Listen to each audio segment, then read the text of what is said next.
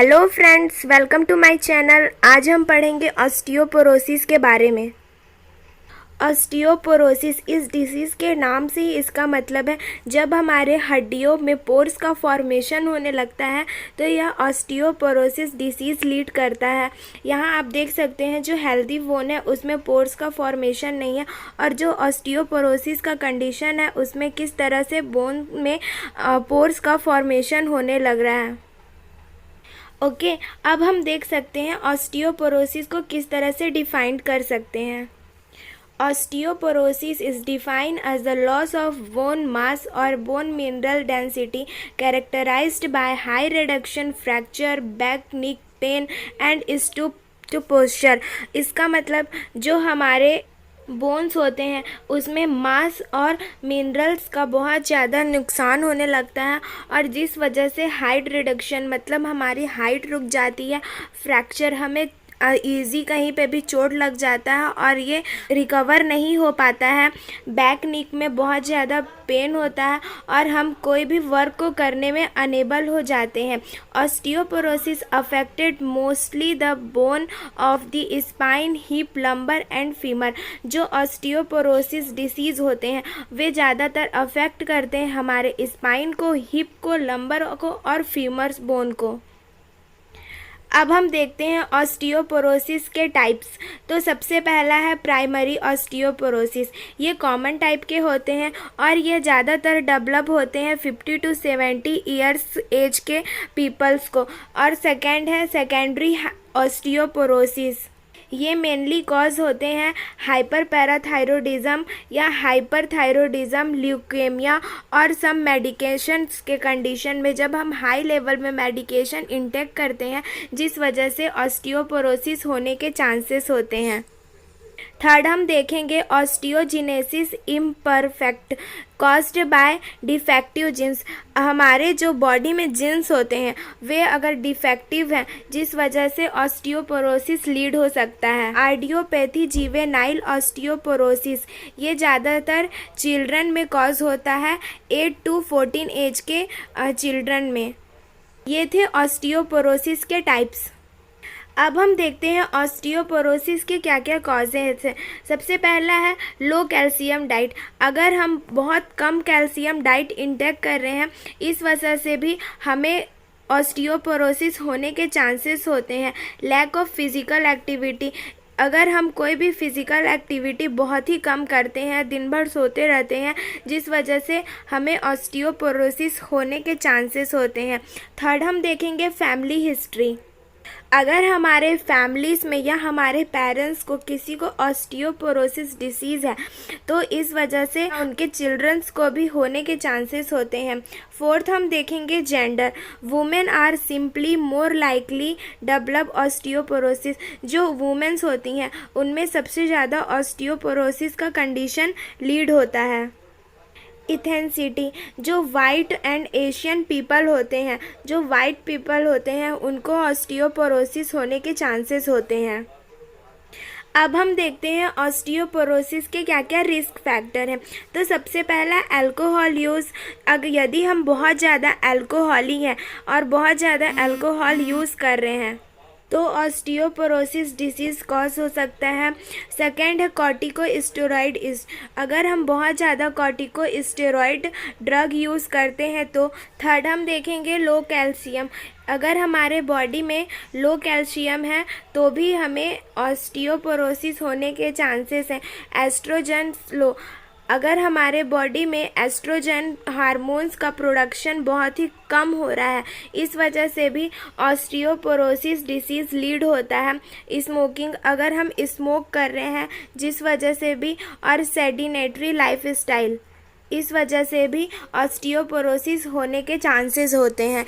ये थे risk factor. अब हम देखेंगे पैथोफिजियोलॉजी ऑस्टियोपोरोसिस के। ड्यू टू रिस्क फैक्टर, हमने इससे पहले देखा कि क्या क्या रिस्क फैक्टर हैं जिस वजह से स्केलेटल फ्रैगिलिटी, मतलब हमारे जो स्केलेटल होते हैं वे बहुत ही नाजुक हो जाते हैं। Bone structure distribution of bone material in a bone space, जो हमारे बोन्स के स्ट्रक्चर होते हैं वे डिस्टर्ब्यूशन होने लगते हैं और जो बोन्स के मटेरियल होते हैं वे जो बोन के स्पेस के जगह पे नहीं होते हैं वे इधर उधर फैलने लगते हैं। Diameter of bone increase thinning outer supportive cortex. जो हमारे बोन्स होते हैं उनका जो डायमीटर होता है वे इंक्रीज होने लगता है, वे फैलने लगते हैं और जो उनके आउटर कॉर्टेक्स होते हैं, जो उनके बाहर की जो सपोर्टिव कॉर्टेक्स जो झिल्ली होती है वो बहुत ही पतली होने लगती है। Increase pores bone result loss of bone strength and increase fracture risk.